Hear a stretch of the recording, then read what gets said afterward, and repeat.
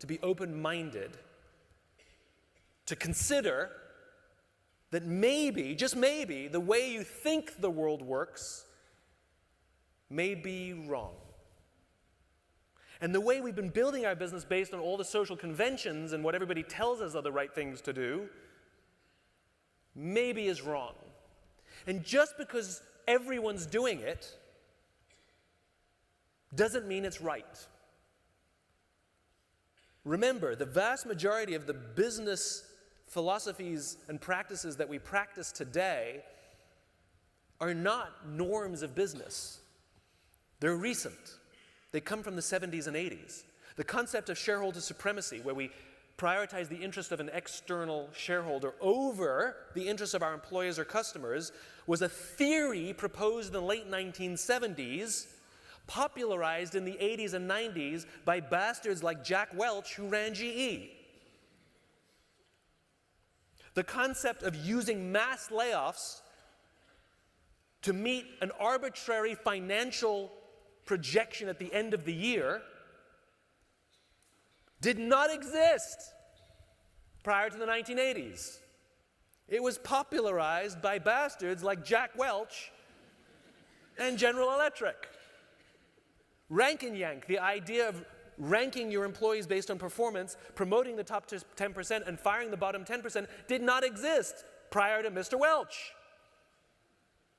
And this man named Milton Friedman, an economist, they gave this guy a Nobel Prize. They gave Milton Friedman a Nobel Prize. He is credited with basically offering us what is considered the accepted definition of the responsibility of business. He said the responsibility of business is to maximize profits within the bounds of the law. What happened to ethics? Because ethics is a much higher standard than the law. The makers of the Titanic in the early 20th century built a ship that was 4 times larger than any other ship of the day. And the regulations that governed lifeboats were based on the size of the ship, and they didn't yet have a lifeboats for all provision. It said if your ship is this size, you need this many lifeboats. If your ship is this size, you need this many lifeboats. And their ship was 4 times larger than the largest. So they knew that eventually the regulation would catch up, that eventually you'd have a lifeboats for all provision in the law. But until it did, meh. Literally, to save money. That was their reason. To save money, they left empty berths on the Titanic where the lifeboats will go when the law catches up, but until then, we'll just put nothing. So they only had 25% of the required lifeboats for the number of passengers that were on board the Titanic. We all know what happened in 1912. It hit an iceberg. Do you want to guess how many people died? You're right, 75%.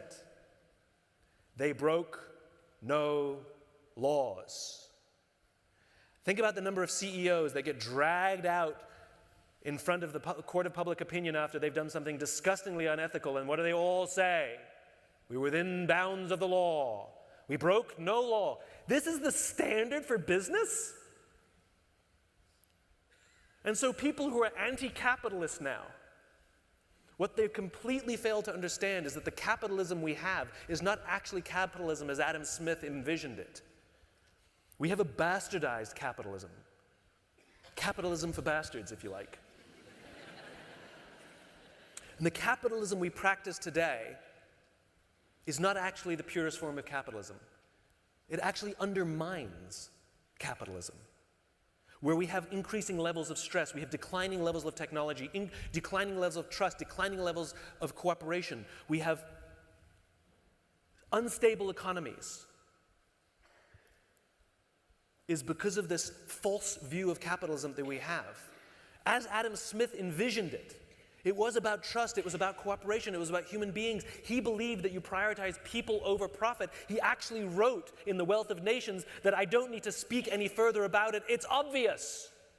And then didn't write anything else about it. That's why we have to challenge the system. That's why we need an infinite mindset. That's why we have to have the courage to stand up to Milton Friedman and say, you're wrong, I don't care about your prize. Well, he must be right. It's to stand up to bastards like Jack Welch and people who've immortalized him. And to say, no, our form of capitalism prioritizes people, trust, cooperation, empathy, maternal instinct, longevity. Not the same as long-term or sustainable. I don't use the word long-term. 20 years is long-term. 30 years is long-term. Infinite.